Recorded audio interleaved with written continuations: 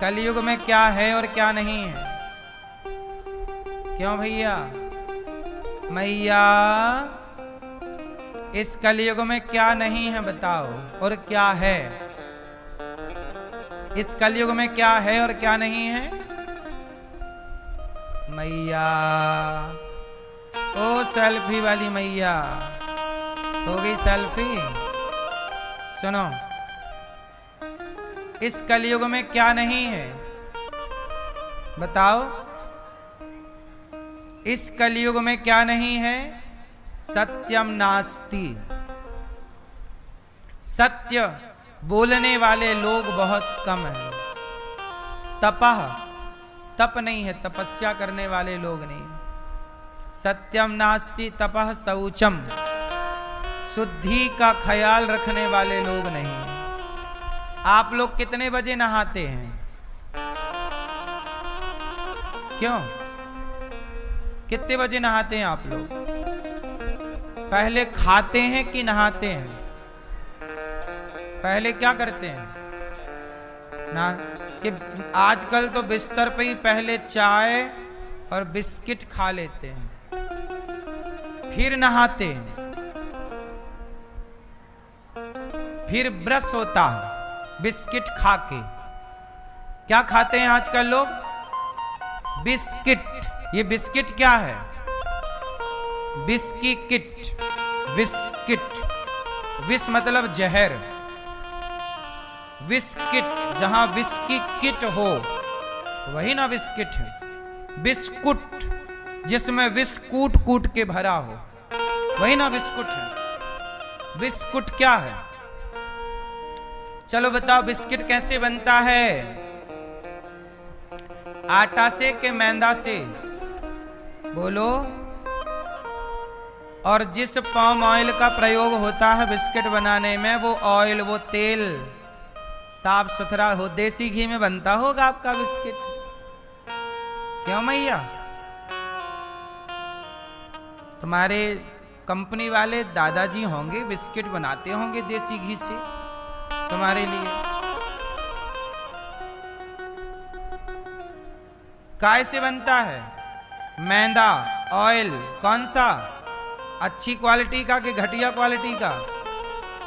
गंदा ऑयल। और चीनी, शक्कर।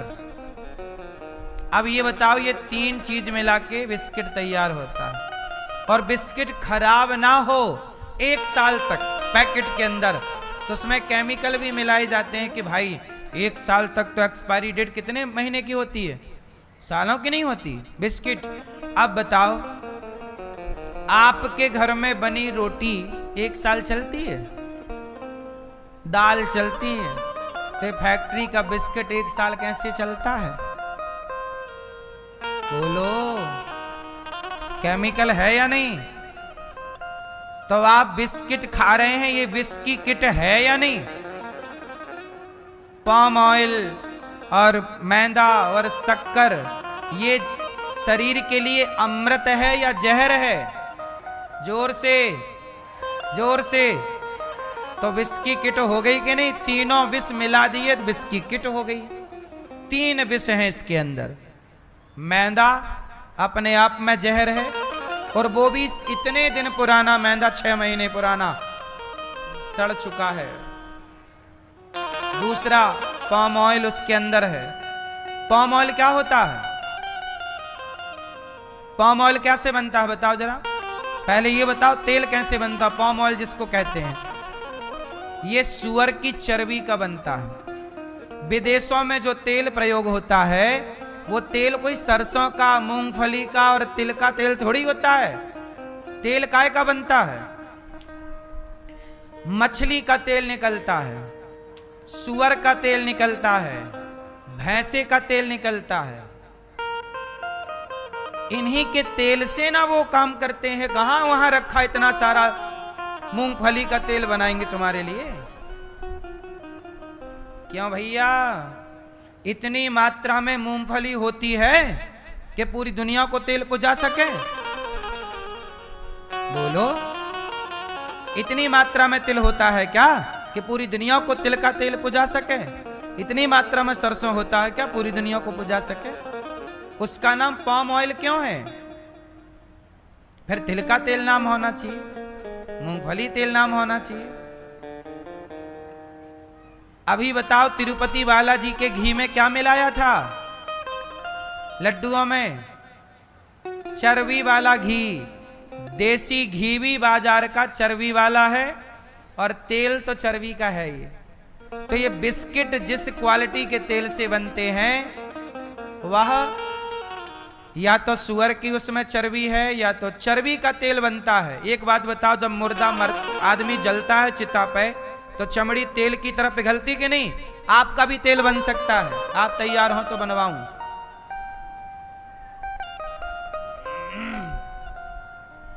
बोलो हाँ। क्यों भैया, ये विषय पढ़ा कि नहीं आप लोगों ने? पढ़े तो होंगे, ये कोई हम नई बात तो नहीं कर रहे हैं मेरी मां। शरीर में तेल होता है सबके, ये चमड़ी पिघलती है तेल बन करके, तो स्वाभाविक है सुअर में तेल है, वो तेल निकाल लिया जाता, उसी से फिर सब बनाओ, बिस्किट बनाओ। ये बिस्किट इत्यादि इतनी क्वांटिटी में बन रही है, इसके लिए तिल का तेल लगेगा? थोड़ी तो खोपड़ी चलाओ साहब।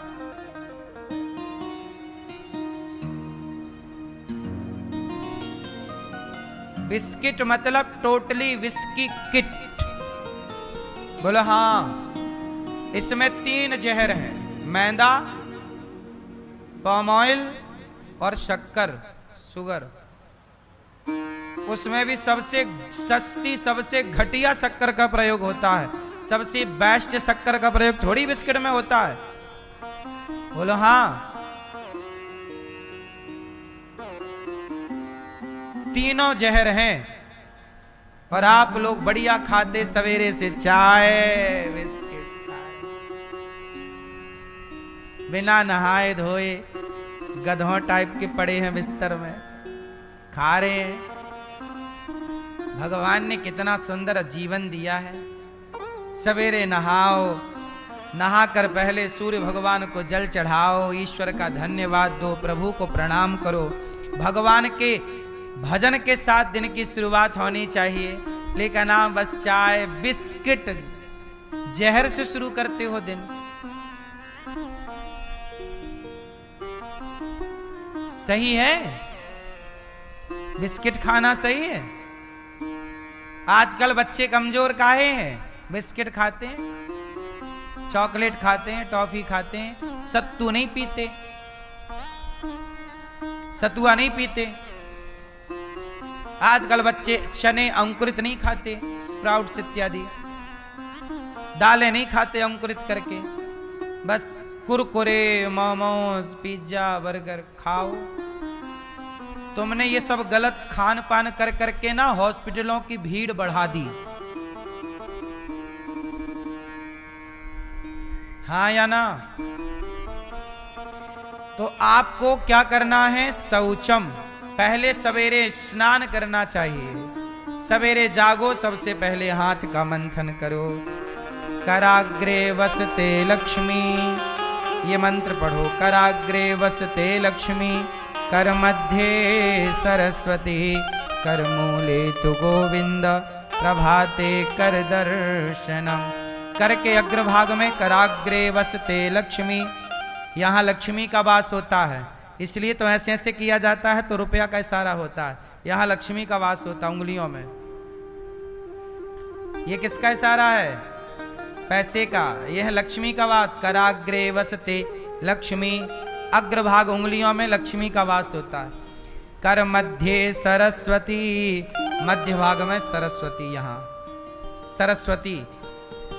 और मूल पूरे में भगवान कृष्ण का वास होता है, हाथों में। आपको पता है आपका पूरा भाग्य आपके हाथों की रेखा में लिखा हुआ है, बस आपको पढ़ना नहीं आता। कोई पढ़ने वाला मिले तो एक एक चीज बता सकता है कि आपके भाग्य में क्या था, क्या है, क्या होगा।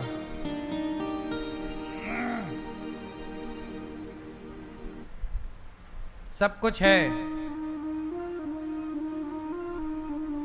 आता है आपको हाथ देखना? नहीं आता। इस ये रेखाएं क्या कहती हैं? ये रेखाएं आपका भविष्य तय करती हैं। ये जीवन रेखा है। ये बताती है कि आपकी उम्र कितनी होगी। ये भाग्य रेखा है। ये बताती है कि आपका भाग्य क्या है। ये आपका अंगूठा ये बताता है कि आप कितने बड़े धर्मात्मा हो। टेढ़ा करो जरा से।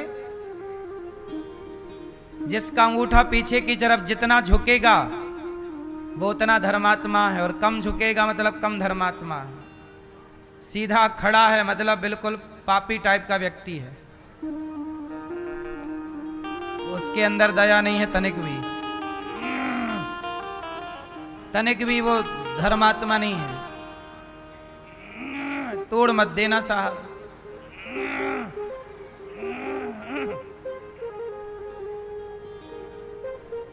ठीक है। ये जितना पीछे जाएगा, ये देखो, ये उतना धर्म का सूचक है। ये जितना पीछे जाता है व्यक्ति उतना धर्मात्मा है।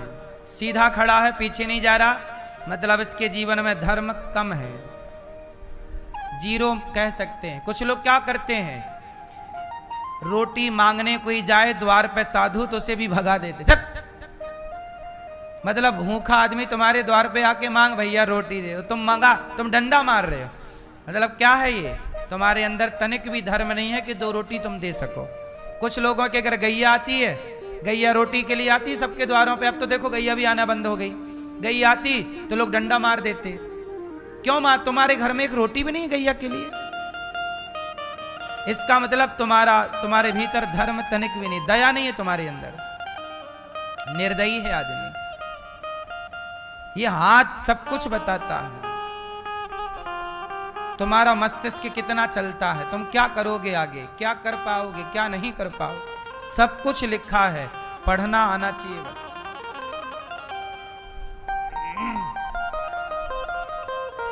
हर व्यक्ति का भाग्य उसके हाथ में ईश्वर लिख के भेजते हैं। ये ले, जो तूने किया, तेरे कर्मों ने तेरा भाग्य निर्माण किया। ये तुमने जो किया वही रेखाएं हैं। तुमने अच्छा किया तो रेखाएं अच्छी हैं, बुरा किया रेखाएं बुरी हैं। लिखा तो सब तुम्हारे कर्मों के अनुसार ही है ना।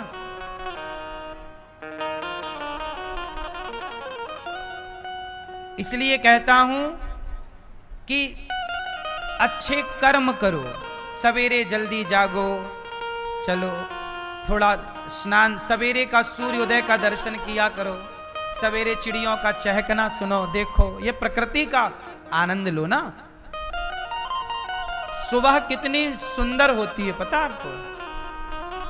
सूर्योदय कितनी, आप एक भी दिन यदि सवेरे जल्दी जागेंगे तो सच बताओ, जब आप सवेरे जल्दी जागते हैं और उगते हुए सूर्य को देखते हैं तो वो सवेरा सवेरा सुबह अच्छा लगता है ना। और आप सोचते हैं कि यार अब मैं रोज सवेरे उठूंगा, लेकिन अगली बार फिर आप लेट सोते हैं। इसका मतलब आपका मन भी चाहता है कि आप सूर्योदय देखें, लेकिन आप इतने आलसी हैं कि आपका आलस्य आप पर भारी पड़ जाता है और आप सूर्योदय नहीं देख पाते रोज का। कभी कभी आप देखे होंगे, पर सुबह बहुत खूबसूरत होती है। आजकल के लोग सुबह तक नहीं देखते दादाजी। क्या नहीं देखते? बोलो। सुबह नहीं देखते आज के लड़के। आज के लड़के लड़कियां सुबह नहीं देखते, दोपहर देखते हैं, शाम देखते हैं, और रात तो पूरी रात देखते हैं। तब देखते हैं जब कुछ नहीं दिखता, उल्लुओं के टाइप के।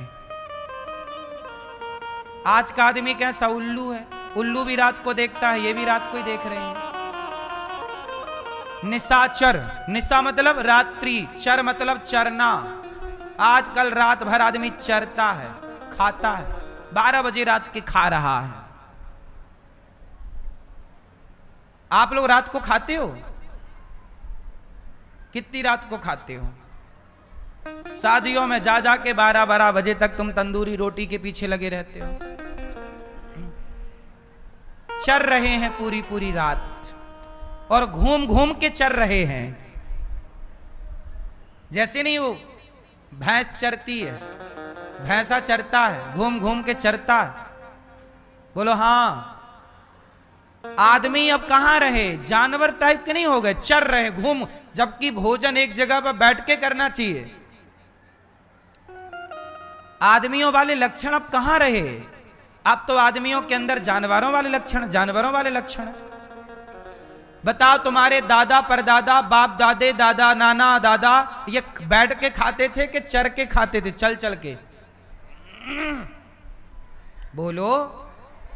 तो बैठ के खाना सही है कि चल चल के खाना? चल चल के तो बैल खाते हैं, चल चल के कौन खाता है? अरे एक आसन पर बैठो, भोजन तो लक्ष्मी, भोजन तो अन्नपूर्णा है, भोजन का भोग लगे भगवान जी को, फिर जल का आचमन हो, जल से भोग लगे।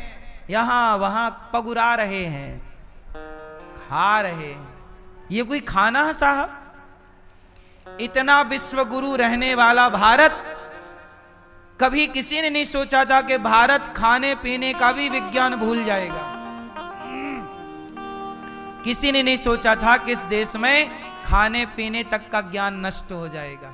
सच बताऊं, आप लोगों के भीतर, आप लोग मतलब कुछ लोगों के भीतर खाने पीने का भी विज्ञान नष्ट हो चुका है, खाने पीने का भी संस्कार नष्ट हो चुका है।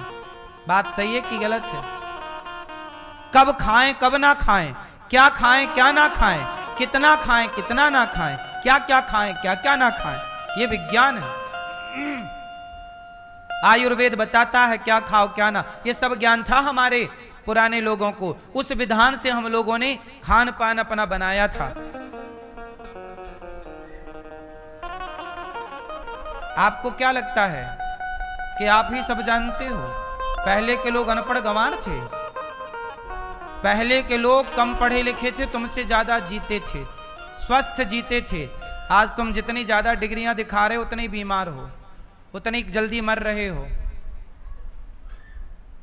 और बने अपने आप में बड़े होशियार हो आप।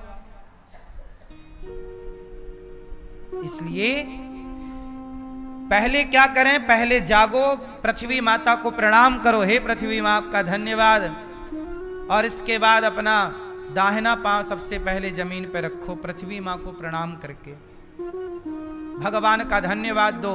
सवेरे जाग कर 2-4 गिलास पानी पियो, ताकि शरीर में पानी के प्रेशर से और जितनी आंतों की गंदगी है सब एक जगह जाके इकट्ठी हो। 10-20 कदम चलो। इसके बाद पहले के लोग क्या करते थे, खुले में शौच करने जाते थे, तो पानी पी के जाते थे, तो 100-200 कदम चलते चलते, चलने से क्या होता है, जितना भी रात भर में खाया था कल, वो मल जो है वो इकट्ठा हो गया मल की थैली में, और जब जाते थे तो वो चूंकि आपने चल लिया ना, अब आजकल क्या बिस्तर छोटे, सीधे वॉशरूम में घुस गए, चलना हुआ नहीं, इसलिए आपका पेट साफ नहीं होता, इसलिए पेट में गंदगी बनी रहती है और वो तमाम बीमारियों के रूप में परिणत हो जाती है। शौच करने के पहले कम से कम 200 कदम चलना जरूरी है। बोलो हाँ कि ना? 4 गिलास पानी पियो, 100 कदम चलो, फिर नहाओ, फ्रेश हो, और नहा के सूर्य भगवान को कपड़ा साफ पहन के सूर्याय नमः, आदित्याय नमः, भौमाय नमः, सूर्य भगवान को जल चढ़ाओ। सूर्य भगवान को जल चढ़ाने के बाद अपने घर में जो गोपाल जी हैं, शालिग्राम जी हैं, उनको स्नान कराओ, उनकी सेवा कर लो, जरा स्नान कराओ, थोड़ा समय है तो श्रृंगार करो, पूजा करो, भगवान का पूजन करो, भगवान से प्रार्थना करो, हे प्रभु ये परिवार आपका, ये व्यापार आपका, त्वमेव माता च पिता, हे प्रभु सब आपका है, प्रणाम करो। समय है तो सुंदरकांड का पाठ कर लो, थोड़ा हनुमान चालीसा का पाठ कर लो, ईश्वर को थैंक यू दो कि प्रभु आपने हमें ये जीवन दिया, धन्यवाद। भगवान को भोग लगाओ, फिर थोड़ा प्रसाद पाओ, फिर खाओ पियो आनंद से, फिर अपने काम पे जाओ। पहले हाजरी भगवान के चरणों में लगाओ, नहा के लगाओ, शरीर को स्वस्थ रखो, ना हो तो शौचम, क्या क्या चाहिए आजकल, सत्यम नास्ति तपः शौचम दया दानम न विद्यते। नहा धोकर क्या करो, भोग लगा के भगवान को पूजा पाठ करके भोग लगाओ, और फिर रोज कोई भूखा हो प्यासा हो आपके द्वार पर, उसे भूख को भोजन दो, प्यासे को दो, खिलाकर खाओ। नियम बनाओ कि पहले हम देंगे फिर खाएंगे। अब आप लोग क्या करते हैं, सवेरे बिस्तर आंख खुली नहीं कि चाय बिस्किट, वाह, ये वही धर्म है। आज तुमने सूर्योदय हो गया, तुमने क्या पुण्य का काम किया, बस चरने लग गए, ये कोई धर्म है? अरे पहले किसी को खिलाओ। इसलिए हमारे सनातन में पहली रोटी अलग निकाल के रखी जाएगी, ये गाय की है। पहले कौन खाएगा, बोलो, गाय। और आखिरी रोटी कौन खाएगा, कुत्ता। और कोई साधु आए द्वार पर तो बड़े सम्मान से पहले के लोग उसे भिक्षा देते। अरे हमारा बड़ा भाग्य है कि आज हमारे द्वार पर कोई साधु आया, भिक्षा लेने आया। आपको पता है संत वृंदावन में संत लोग क्या करते हैं, बोलो, आपको पता है वृंदावन में संत लोग क्या करते हैं? संत लोग मधुकरी करते हैं। मधुकरी क्या होती है? भिक्षा लेकर के खाते हैं। मैया भिक्षाम देही। साधु का धर्म होता है सन्यासी कभी आग का स्पर्श नहीं करता। जो सन्यासी होता है ना मेरी माँ, वो आग का स्पर्श नियम है कि वो रोटी नहीं बना सकता, आग का स्पर्श नहीं कर सकता। जो सन्यासी है वो गृहस्थों के घर जाएगा और गृहस्थ लोग भिक्षा देंगे, उसी से वो अपना पेट भरेगा और भजन करेगा। भाई भजन करने वाले साधु को भी पेट भरने के लिए रोटी तो चाहिए, और वो रोटी कहां से आएगी? गृहस्थों के घर से। जब राम पढ़ने गए तो विद्यार्थियों का धर्म क्या था? भिक्षा मांग कर लाओ। राम भिक्षा मांगने जाते थे। भगवान कृष्ण गुरु जी के यहाँ गए गुरुकुल, तो भिक्षा मांग कर लाते। जो भिक्षा मिलती उससे गुरु माता रोटी बनाती, भोजन बनाती, बच्चों को देती, बच्चे काम करते, पढ़ते और सीखते। यही परंपरा इस देश की रही है। अब कोई बालक तुम्हारे घर भिक्षा मांगने आए, आज भी जब यज्ञोपवीत होता है, जनेऊ होता है ना, तो बालक जनेऊ वाला भिक्षा मांग के लाता है। आज भी भिक्षा का विधान है। भिक्षा एक परंपरा है। भिक्षा कौन लेगा? साधु। अब हमारे वृंदावन में जितने भी संत हैं, ये संत क्या करते हैं? आज भी बड़े बड़े संत भिक्षा लेके खाते हैं, और वो लोग अपना सौभाग्य मानते हैं कि ये साधु जिनके घर से भीख लाते हैं, वो बहुत सम्मान के साथ कि आज हमारे द्वार साधु आएंगे और हम भिक्षा देंगे, और आज हमारी रोटी खाकर वो साधु भजन करेंगे। पहले के लोग अपने को गौरवान्वित महसूस करते थे कि यार हमारे रोटियां कोई साधु के पेट में जा रही है, वो भजन करेगा। और आजकल तुम्हारे द्वार पर कोई साधु आए, तुम डंडा लेके दौड़ते हो, बाबा कमा के खा नहीं सकता। हद होती है भाई। द्वार पे आए को रोटी दी जाती है, उपदेश नहीं। लेकिन आजकल के लोग क्या दे रहे हैं? उपदेश दे रहे, रोटी नहीं दे रहे हैं। इसलिए आजकल आप लोगों के दरवाजे अब कोई नहीं आता। बोलो हाँ। अरे गृहस्थ की सुंदरता किससे है? वो गृहस्थ नहीं जिसके द्वार से गाय ना गुजरती हो, जिसके द्वार से संत ना गुजरते हो। तुम्हारे द्वार पर गैया नहीं आती, तुम्हारे द्वार पर साधु नहीं आते, तो तुम्हारे द्वार पे कौन देवी देवता आएंगे? फिर तुम्हारे द्वार पे कौन आएगा? फिर तुम्हारे द्वार पर शराब आने लग जाएगी, तुम्हारे द्वार पर वैश्याएं आने लग जाएंगी। आज यही तो हो रहा है। साधु संत द्वार पे आते नहीं है, गैया आती नहीं है, तो आजकल आपके द्वार पे कौन आता है? आजकल शराब आती है आपके द्वार पे। शराब घरों पे आ रही है, शराब पी रहे हैं। आपके द्वार पर कौन आ रहा है? नाचने वाली आ रही हैं, अर्धनग्न स्त्रियां आ रही हैं। जब साधु संत अच्छे लोगों की एंट्रियां बंद हो जाएंगी तो अपने आप बुराई प्रवेश करेगी।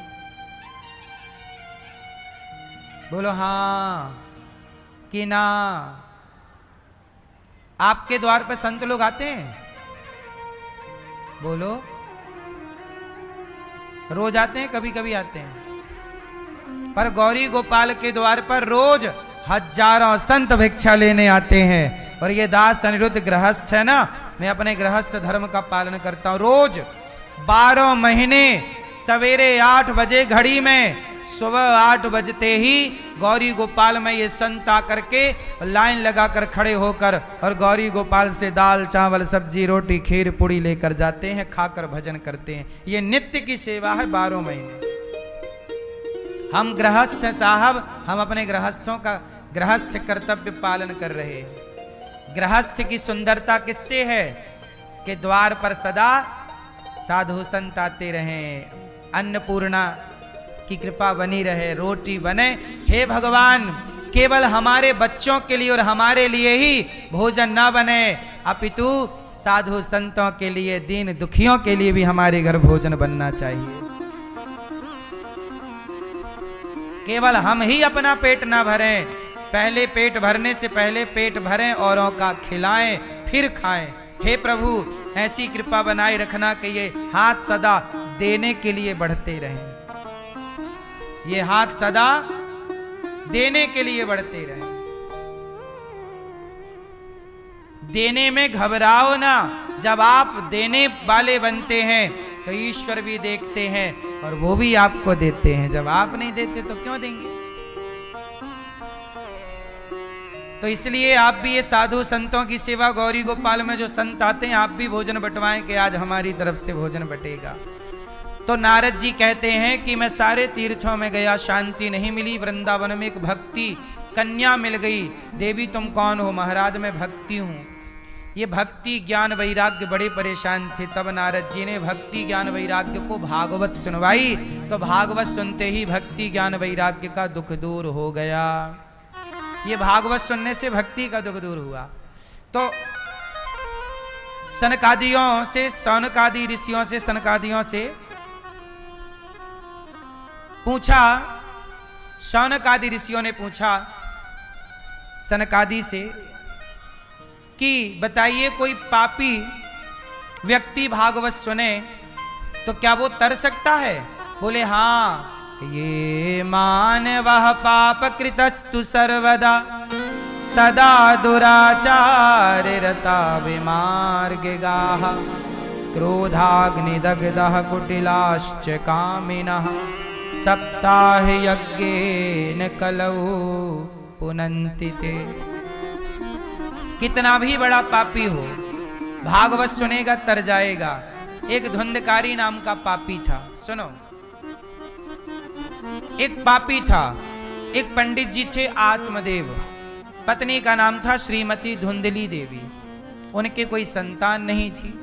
बड़ी पूजा, बड़ा पाठ, बड़ा यज्ञ, बड़ा जप किया, पूजा कितनी भी की पर पुत्र नहीं हुआ।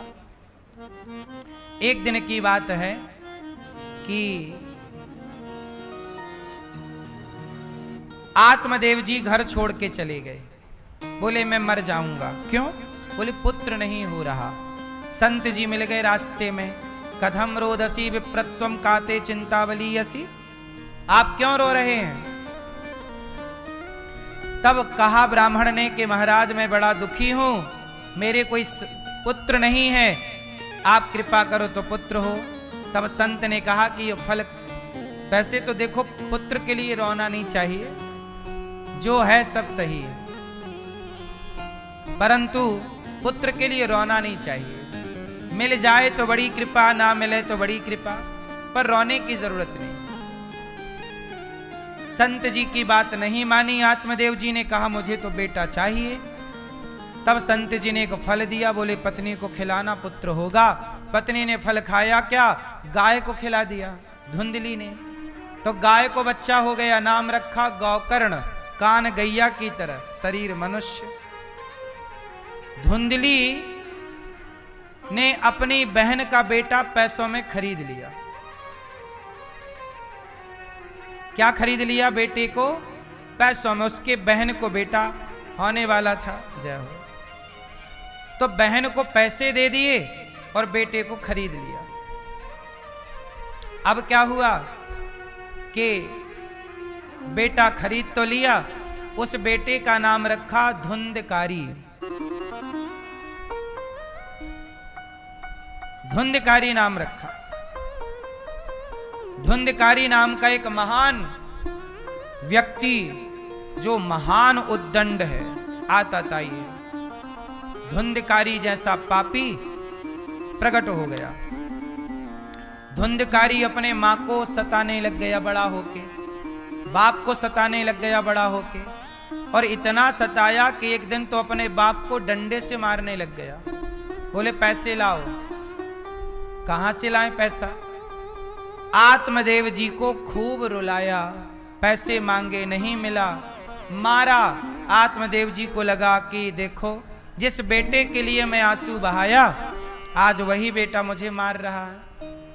तब जाकर के गोकर्ण जी ने उपदेश किया, और गोकर्ण जी ने कहा, देहे स्थिमांस रुधिरे विमतिं त्यजत्वं जाया सुतादिषु सदा ममतां विमुञ्च पश्यानिशं जगदिदं क्षणभङ्गनिष्ठं वैराग्यरागरसिको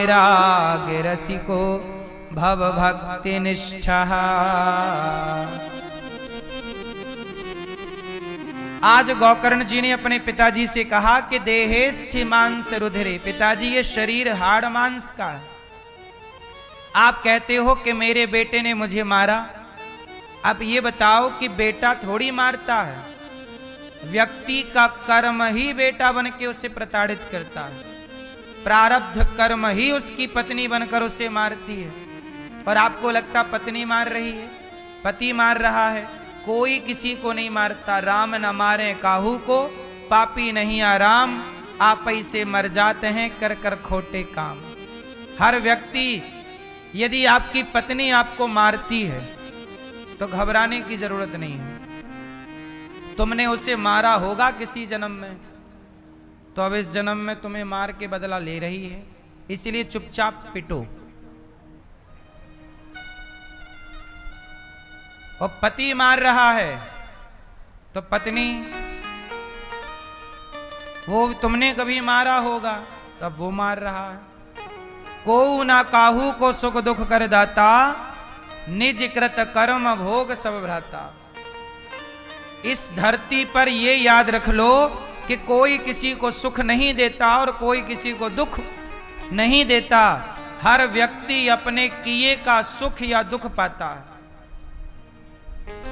जो व्यक्ति जैसा कर्म करता है वैसा फल पाता है। इसलिए आप कहते हो ये बेटा मेरा, ये पत्नी मेरी। अरे पत्नी बेटा मेरा नहीं हो सकता। ये बताओ, ये शरीर आपका है? ये शरीर भी आपका नहीं है। एक दिन आंखों में कम दिखने लग जाएगा, कानों में कम सुनाई पड़ने लग जाएगा, पांव कमजोर हो जाएंगे। इसका मतलब ये शरीर आपका था तो कमजोर पड़ गया, आपने रोका क्यों नहीं? इसका मतलब आपका वश तो आपके शरीर पर भी नहीं है, आपका जोर तो आपके शरीर पर भी नहीं चलता। आप लोग एक दिन बुढ़े हो जाएंगे और एक दिन आप मर जाएंगे, अपने को आप रोक ना पाएंगे मरने से। इसका मतलब ये शरीर भी अपना नहीं है। जब शरीर ही अपना नहीं है तो फिर संसार में हम किसे अपना माने? क्यों भैया, कौन है अपना इस संसार में बताओ जोर से। एक भगवान के सिवा मेरे तो गिरधर गोपाल दूसरो ना कोई। एक भगवान के सिवा मेरा कोई नहीं। इसलिए आप लोग बड़ी गलती करते हो, सबको कहते हो ये मेरा, ये मेरा, ये मेरा, ये मेरा, और जो आपका है आप एक बार भी नहीं कहते कि ये भगवान मेरे हैं। जिनके लिए आप मरते रहे उन्होंने आपको मार डाला, उन्होंने आपको आग दे दी। इसलिए आप लोग चक्कर में ना पड़ो, जिम्मेदारियां पूरी करो। बेटे को पढ़ाओ लिखाओ काबिल बनाओ, बेटी का पढ़ा लिखा के काबिल बना के शादी ब्याह करो, और अपना चित्त पोता पोतियों में नहीं, सिर्फ भगवान के चरणों में।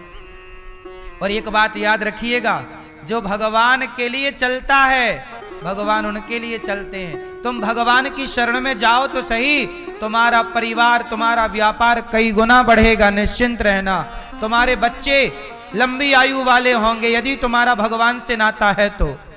तुम भगवान से अब जुड़ो तो सही, भगवान पे भरोसा रखो तो सही। तुम्हारे बच्चों पे आंच भी ना आने देंगे भगवान।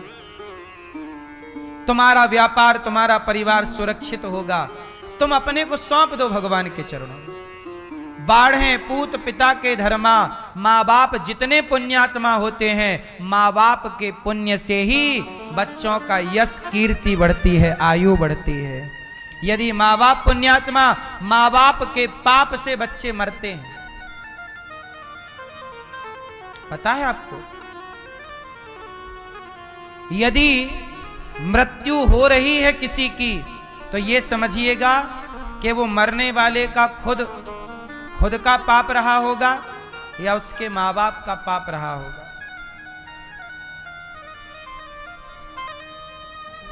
गंगा मैया के बच्चे पैदा हुए, गंगा मैया ने पैदा होते ही गंगा जी ने गंगा जी में डुबा दिया, सारे बच्चों को तुरंत स्वाहा कर दिया।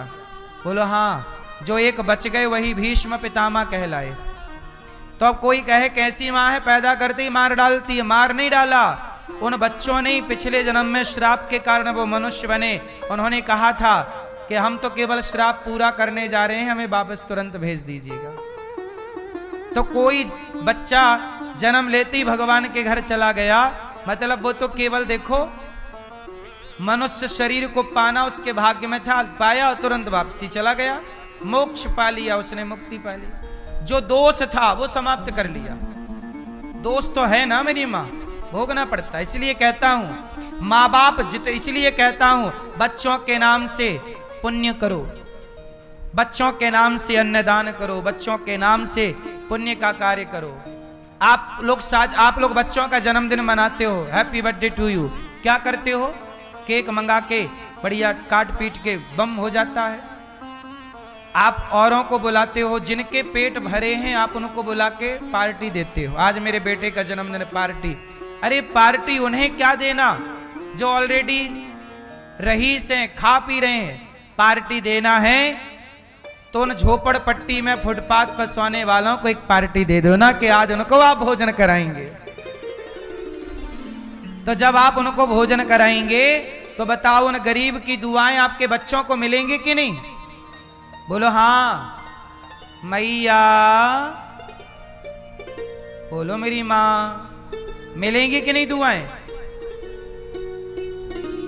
जब आप लोग दुआएं, आजकल दुआएं फ्री में मिलती हैं, तुमसे लेना नहीं आता। और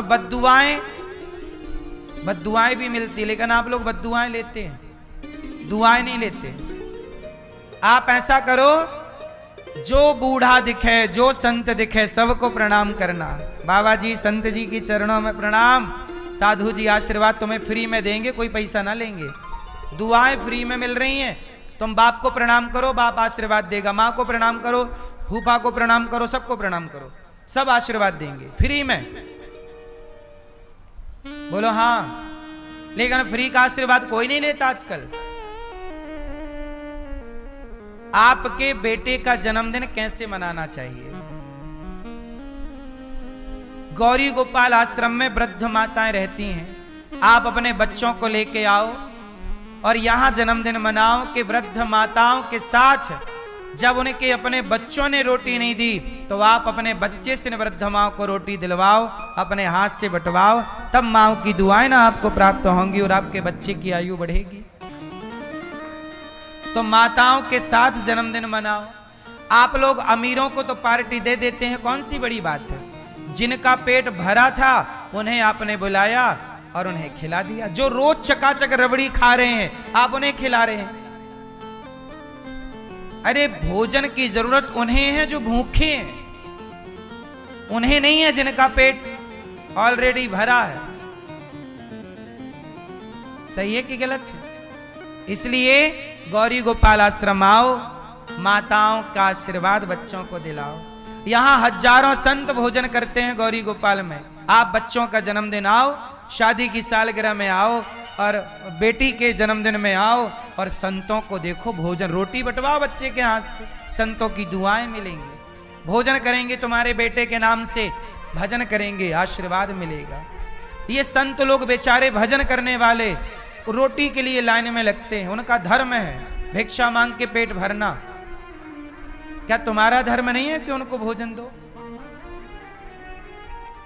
इसलिए मेरी मां, आजकल ना लोग बड़ी महंगी महंगी पार्टियां देते हैं, 500-500 रुपए की थालियां बुक करते हैं,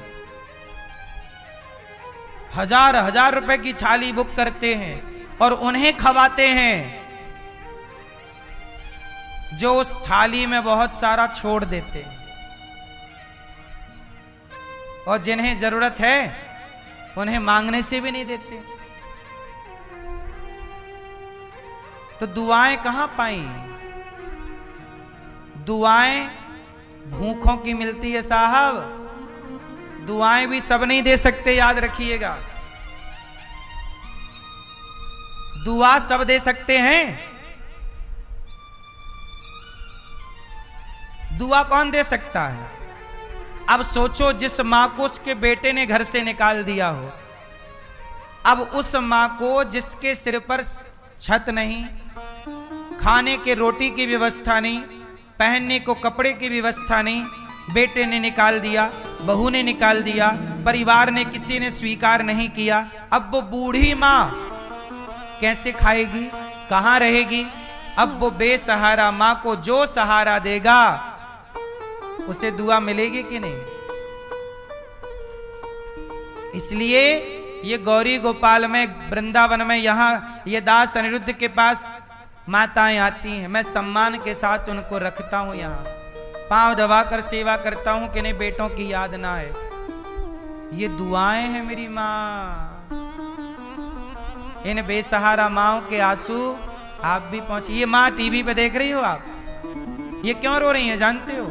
कई साल से गौरी गोपाल में है, बेटे ने एक बार भी फोन नहीं लगाया, एक बार भी बेटे को याद नहीं आई कि मेरी मां कहां है। इन माओ के आंसू इनके अपनी औलाद नहीं देख पा रही है, कम से कम आप ही रोटी लेके यहां आ जाया करो कि आज हम माओ को रोटी का सहयोग करेंगे।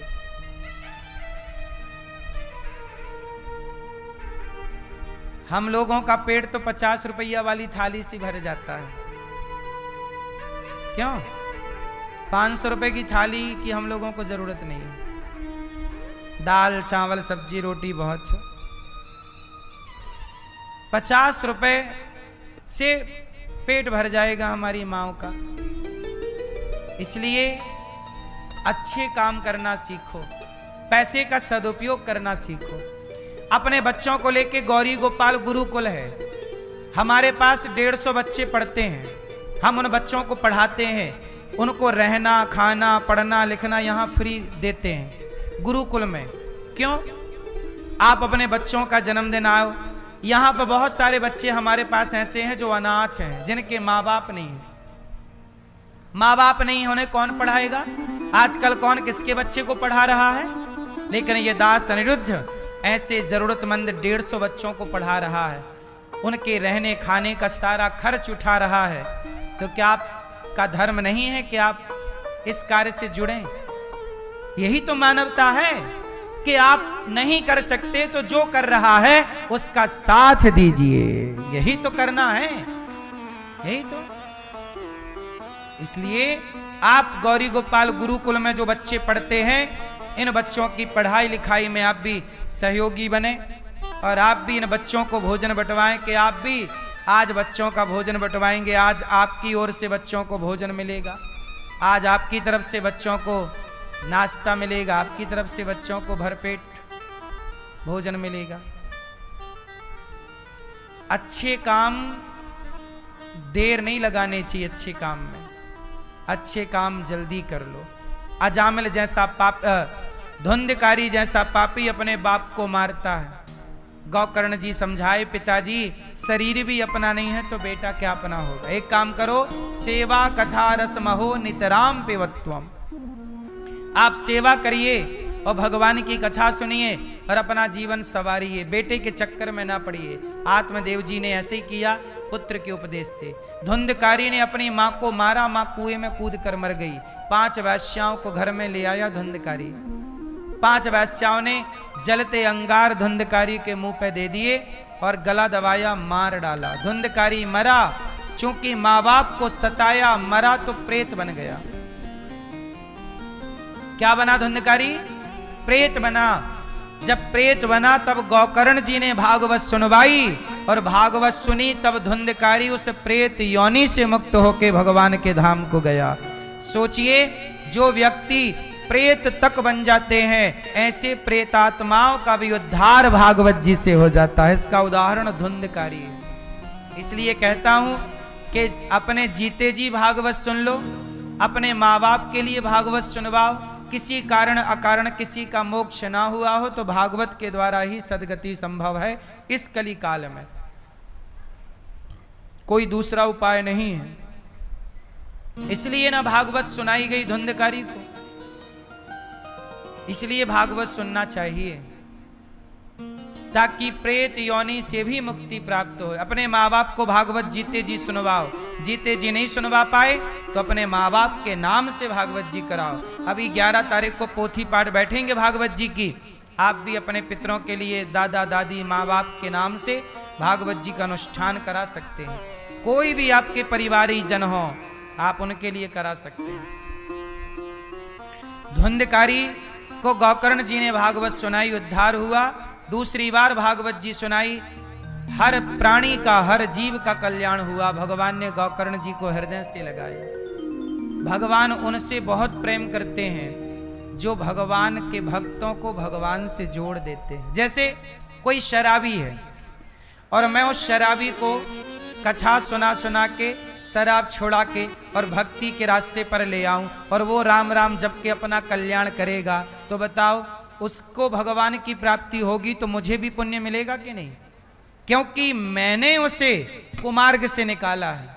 इसलिए आप भी किसी एक को कम से कम पूरी जिंदगी में कुमार्ग से निकालकर सन्मार्ग में लाओ, यह भी पुण्य है। इससे भी व्यक्ति का कल्याण होगा कि भैया हम भजन नहीं कर पाए पर हमने कुमार्ग पे चल रहे लोगों को सही मार्ग दिखाया है, तो सही मार्गदर्शक का भी कल्याण होता है। क्यों जी? ये भी पुण्य है कि नहीं? आप बिगड़े को सुधारें। इसलिए आजकल समाज में क्या है, सुधरे को बिगाड़ने का प्रयास है। आजकल लड़कों को बुला बुला के लोग शराब फ्री में पिलाते हैं। यार कुछ नहीं होता। जो लड़का नहीं पीता शराब, उससे दोस्त लोग क्या कहते हैं, यार मैं तो पीता हूं तो भी एक पैक मार। पहले फ्री में पिलाते हैं दोस्त लोग, मोहल्ले वाले, अड़ोसी पड़ोसी। जब ये पीने का आदी हो जाता तो बोलते हैं पैसे ला, तो वो बाप के चुराता है, माँ से चुराता है, दादा चोर, इसी बहाने वो चोर हो जाता है। और वो आजकल ये योजना के तहत काम होता है। आप समझ रहे हैं इस बात को? आपके बेटे को शराबी बनाएंगे कुछ लोग, ताकि फिर वो शराब पिएगा तो वो अभी पहले उसे फ्री में पिलाएंगे, फिर उससे वसूलेंगे। शराबियों का यही काम है। इसलिए एक को बिगाड़ने का, अच्छा जो व्यक्ति बिगाड़, जैसे आपके बेटे को किसी ने बिगाड़ दिया, शराबी बना दिया, गंजेड़ी बना दिया, चरित्रहीन बना दिया, तो आपके लिए, आपके अंदर से उसके लिए दुआएं निकलेंगी कि बद्दुआएं, जो बिगाड़ा है वो पाप है ना, ये पाप है। किसी को गलत रास्ते पर ले जाना पाप है और किसी को सही रास्ता दिखाना ये पुण्य है। यही पुण्य करिएगा। आपसे कोई सलाह ले तो कभी गलत सलाह ना दीजिएगा, सही सलाह दीजिएगा। आजकल के कुछ बूढ़े क्या करते हैं, जवान जवान लड़कों को बिठा के ताश खिलाते हैं, पत्ते खिलाते हैं, जुआ खिलाते हैं। सुपर डुपर स्टार लोग क्या कर रहे हैं, बोल रहे हैं मोबाइल पे ये ऐप जंगली रमी डाउनलोड कर लो और ये जुआ का ऐप डाउनलोड कर लो। तमाम सुपर डुपर स्टार तुम्हारे मोबाइल पे जुए का ऐप डाउनलोड करा रहे हैं कि नहीं? आप बताओ, ये बच्चे लोग जुआ खेल के करोड़ों बर्बाद कर रहे हैं, ये सुपर डुपर स्टारों को क्या इसकी दुआएं मिलेंगी? ये घर बैठे पाप कमा रहे हैं कि नहीं? बस पाप का अंत होता है, देखते चलिए, सब दिखेगा आपको। सब्र रखिएगा। एक व्यक्ति को गलत रास्ता दिखाने वाले को कितना दंड मिलता है। इसलिए कहता हूं साहब, गलत रास्ता ना दिखाओ। धुंधकारी का उद्धार हुआ, सनकादियों के मध्य भगवान प्रकट हुए, सबको भगवान ने दर्शन दिया। सनकादियों के मध्य जब नारद जी ने कथा सुनी, सबके मध्य प्रकट होकर भगवान ने कृपा की। जन्मा श्रोता कैसा हो, वक्ता कैसा हो, निरूपण भागवत जी में। विरक्तो वैष्णवो विप्रो वेद शास्त्र विशुद्धिकृत दृष्टांत कुशलो धीरो वक्ता कार्योति निष्प्रहा। श्रोता कथा सुनने वाले हो, वक्ता प्रेम से ज्ञान की कथा सुनाने वाला हो। जन्माद्यस्य यतोऽन्वयादितरतस् चार्थे स्वभिज्ञः स्वराट् तेने ब्रह्म हृदय आदि कवये मुह्यन्ति यत्सूरयः। तेजो वारिमृदां यथा विनिमयो यत्र त्रिसर्गो मृषा धाम्ना स्वेन सदा निरस्तकुहकं सत्यं परं धीमहि। सत्य स्वरूप परमात्मा को नमस्कार किया। कुंती बुआ ने भगवान से विपत्ति मांगी, भगवान ने अपने आप को दिया। राजा परीक्षित जी को 7 दिन में मरने का श्राप लगा। जिसे 7 दिन में मरना हो वो क्या करे, ये सवाल परीक्षित जी का है। बस मैं आपको यही कहूंगा कि हम सबकी आयु बहुत ज्यादा नहीं है, गई बहुत थोड़ी रही। नारायण अवचेत काल चिरैया चुग रही, निस दिन आयु खेत। बहुत चली गई, जरा सी जो बची है उस थोड़ी सी उम्र में क्या करें, अच्छा काम कर लें।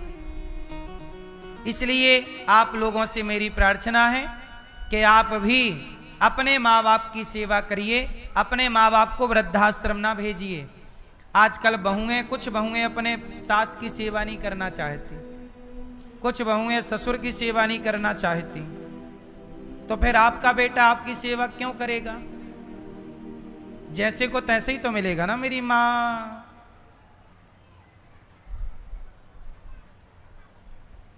इस धरती पे एक बात कान खोल के सुनी और ध्यान से सुनी। यदि आपने किसी के साथ बुरा नहीं किया तो आपके साथ बुरा होगा ही नहीं।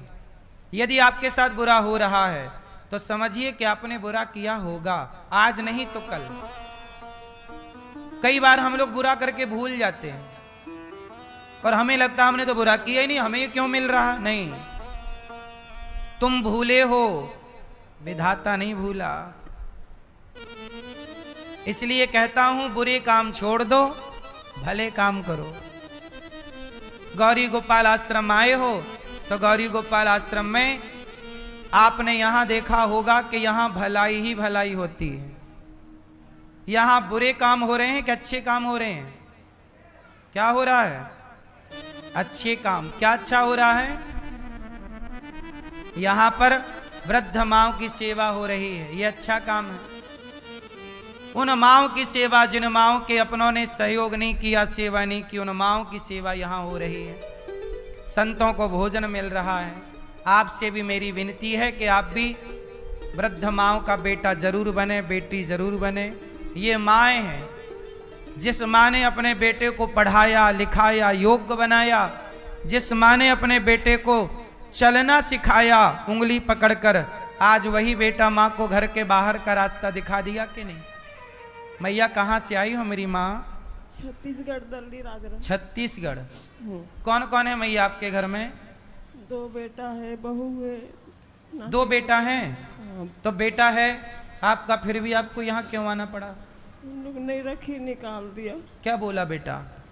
बहू बोली कि हमारे लिए क्या जहिजात बना है, क्यों रखे को आपको, माँ को नहीं देंगे खाना करके। खाना नहीं दिया, नहीं गिलास पानी नहीं दिया।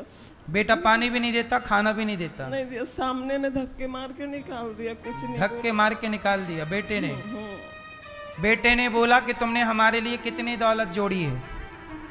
बोले तुमने हमें दौलत नहीं दी तो हम तुम्हें रोटी नहीं देंगे। धक्के मार के निकाल दी अपनी माँ को, इसलिए क्योंकि माँ के पास पैसा नहीं था, दौलत नहीं थी। दौलत होती तो सेवा करता। तो आजकल सेवा भी दौलत की है, माँ बाप की कहाँ सेवा है? सबके लिए ऐसा नहीं है, पर बहुत बेटे ऐसे हैं। इसलिए ये बताइए, ये माँ, जिस माँ ने 2 बेटों को, ये माँ वही जिसने बच्चों की तेल मालिश की, समय से नहलाया, समय से उन्हें स्कूल भेजा, पढ़ाया, जिस माँ ने उनकी उंगली पकड़ी और चलना सिखाया, वो जब चलने लगे तो माँ बहुत खुश हुई कि आज मेरे बच्चे चलने लग गए। आज वही माँ जब अपने बच्चों से 2 रोटी की उम्मीद करती तो बेटा अपने माँ को घर से निकाल देता धक्के मार के। क्या ये बेटे का धर्म है? ऐसी बेसहारा माँओं को जहां अपनों ने सहारा ना दिया हो, तब गौरी गोपाल में माँ को सहारा मिला और माँ की सेवा यहाँ हो रही है। भैया कब से आप यहाँ हो? 5 साल से ज्यादा हो गया। 5 वर्ष। तो इन 5 साल में बेटे का फोन आया कभी? बेटे का कोई फोन नहीं आया? नहीं आया। कभी याद नहीं किया बेटे ने? नहीं, याद नहीं किया। 5 साल से माँ यहाँ है, बेटे ने कभी फोन नहीं लगाया कि माँ चलो, गुस्सा होके चली गई हो, हमने गलती की, हमने आपको धक्के मारे, गलती हो गई, क्षमा करो। ना उसने क्षमा मांगी ना फोन लगाया। 5 साल हो गए। मैया आपको यहाँ रहने का कोई पैसे तो नहीं लगे? नहीं बेटा, 1 रुपया नहीं लिया, पैसा रहा नहीं दिया पैसा। 1 रुपए माओ से नहीं लिया जाता। आप लोग जो सहयोग करते हो तब जाके न माओ को भरपेट भोजन मिलता है। आप भी इन माओ के लिए कमरा बनवा के देंगे तब तो इन माओ की व्यवस्था होगी। कल भी कोई माँ आ जाए तो कहाँ रुकेंगी? इसलिए माओ के लिए कमरा आप बनवा के दे सकते हैं। 1 कमरे का सहयोग, 1 कमरे की छत डलवा सकते हैं। माओ को भोजन दीजिए कि आज का भोजन माओ को हमारी ओर से, माताएं आज हमारी तरफ से भोजन करेंगी। आप अपनी तरफ से माताओं को दूध बंटवा सकते हैं कि आज के दूध सेवा हमारी ओर से। दवाई हम कराएंगे माओ की। 1 माँ को आप गोद ले सकते हैं। सेवा है साहब, यही पुण्य है। बच्चों का जन्मदिन आए तो आओ वृंदावन गौरी गोपाल, माओ को बंटवाओ अपने बच्चों के हाथ से, रोटी बंटवाओ। एक्सीडेंट हुआ तो हमारे इलाज नहीं करी, आप यहाँ आए हैं तो आप हमको इलाज करिए, आपके कारण जिंदा है। यहाँ इलाज हुआ आपका? आप हमारा इलाज। तो आपको क्या दिक्कत थी? आपको क्या दिक्कत थी? शरीर में क्या प्रॉब्लम थी? एक्सीडेंट हुआ, पूरे लगा है जगह। एक्सीडेंट हो गया था। यहाँ माताओं का इलाज कराया जाता है, लाख रुपया का हो या 5 लाख का। ये दास अनिरुद्ध कभी ये नहीं देखता कि कितने का है, बस माओ का इलाज कराता है जो बनता है। लाखों रुपया तो रोज का हॉस्पिटल का खर्चा है हमारे यहाँ। अब 300 माताएं हैं, कोई ना कोई अभी भी माँ, कोई ना कोई माँ हॉस्पिटल में है, बीमार हैं। और सारी माएँ वृद्ध हैं, कोई 80 साल की, कोई 90 साल की, कोई 95 साल की, कोई 100 साल की। इसलिए ये सारा, अब बेटे तो निकाल के चुप बैठे हैं, उनका तो कुछ नहीं, लेकिन हमारे तो फर्ज है कि सेवा करें।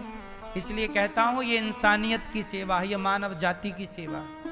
इस सेवा से आप भी अपने आप को जोड़िएगा। हजारों संत यहाँ भोजन करते हैं, आप भी संतों की सेवा करिए। किसी ने यहाँ अन्न क्षेत्र बंटवाया है, आप लोग भी एक दिन का अन्न क्षेत्र बंटवाइए कि आज की साधु सेवा हमारी। आज रसोई आप में से कितने लोगों ने प्रसाद भरपेट पाया गौरी गोपाल जी में? हजारों भक्त भोजन करते हैं यहाँ पर। कितने लोगों ने गौरी गोपाल जी रसोई का प्रसाद लिया है? कोई भी आओ, 25 से 30 हजार लोग भरपेट भोजन पाते हैं। रोज का है काम, रोज का। आप लोग भी इस रसोई में सहयोगी बने कि आज हमारी तरफ से ये रसोई बांटी जाएगी। मैया अब आप यहीं रहना, ये दास अनिरुद्ध आपका बेटा बनकर आपकी सेवा करेगा। हम सब आपके बेटा बेटी बनेंगे। इनके अपने बेटों ने भले धक्के मारे हों, पर हम और आप इनको गले लगाएं। इसलिए ये दास इनके पांव दबाता है कि बेटा जो करें करें, हम तो अच्छा करें। हमें भी तो ईश्वर के घर जाना है। हम कह सकते हैं कि प्रभु हम बुरा करके नहीं आए, हम अच्छा करके आए।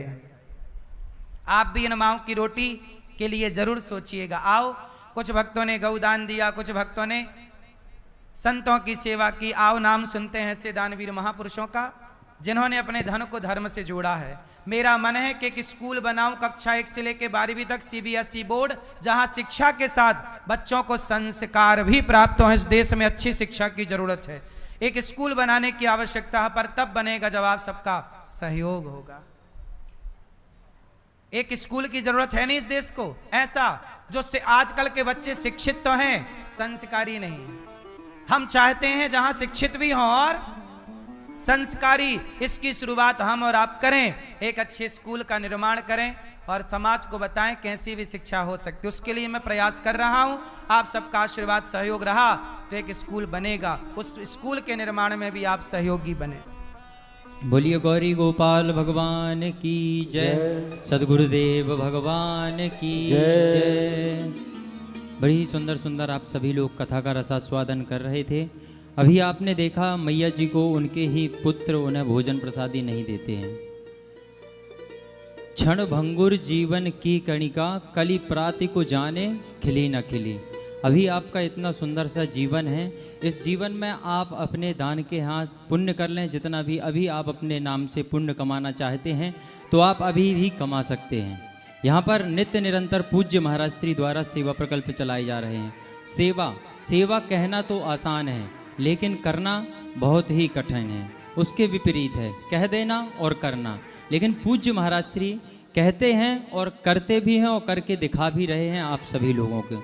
तो आप भी इन सुंदर सुंदर सी सेवाओं में पूज्य महाराज श्री के साथ सहयोग दे सकते हैं और कंधा से कंधा मिला करके आप भी सहयोग दे सकते हैं। कुछ दानवीर महापुरुषों ने अपने नाम पहुंचाए हैं, उनके नाम श्रवण करते हैं।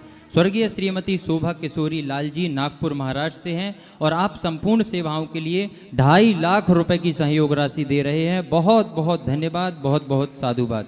11,100 रुपये राम किशन जी दिल्ली से, 1100 रुपये नवीन जैन जी दिल्ली से, 1100 रुपये किशन गर्ग दिल्ली से, 5,000 रुपये कृष्णा बाई जी महाराष्ट्र से MP से हैं आप, और 25,000 रुपये कमला देवी जी अमीलपुर दिल्ली से हैं आप, और आप गोदान कर रही हैं। बहुत बहुत धन्यवाद, बहुत बहुत साधुवाद। 11,000 रुपये रमा जी अलीपुर दिल्ली से हैं आप, और 11,000 रुपये विनोद रीना रोहली जी अंबिकापुर दिल्ली से हैं। बहुत बहुत धन्यवाद, बहुत बहुत साधुवाद। 5100 रुपये राम प्रकाश गुप्ता जी फरीदाबाद से, 1100 रुपये दयावंती शर्मा मुरादाबाद से, 21,000 रुपये श्याम परासर जी कासगंज यूपी से हैं। आप भी सहयोग दे रहे हैं। बहुत बहुत धन्यवाद, बहुत बहुत साधुवाद। आप सभी लोगों को बहुत बहुत धन्यवाद, बहुत बहुत साधुवाद। यहाँ पर नित्य प्रति सेवाएं चल रही हैं और इन नित्य सेवाओं में आप भी अपने सहयोग पहुँचा सकते हैं और आप भी अपने सहयोग के हाथ बढ़ा करके इन सेवाओं से जुड़ सकते हैं। और जो भक्तगण अपने सहयोग देना चाहते हैं, आप अकाउंट नंबर फ्लैश हो रहे हैं टीवी स्क्रीन पर, अपनी सहयोग राशि भेज करके आप भी अपना नाम श्रीधाम वृंदावन में पहुंचा सकते हैं। आइए चलते हैं पूज्य महाराज श्री के चरणों में। सभी लोग बोलें बोलिए गौरी गोपाल भगवान की जय हो। आइए अब आरती करते हैं और कल की कथा फिर समय से 3 बजे से सुनेंगे। सभी लोग अभी 7 बजे प्रश्नोत्तरी होगी। जो भी प्रश्न हो आपके 7 बजे आपकी सेवा होगी।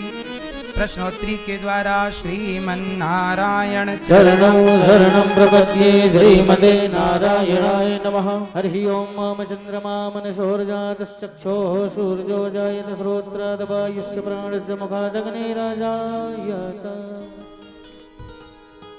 मन में बसा कर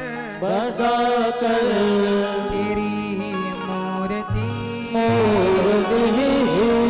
उतारूं गिरधर तेरी आरती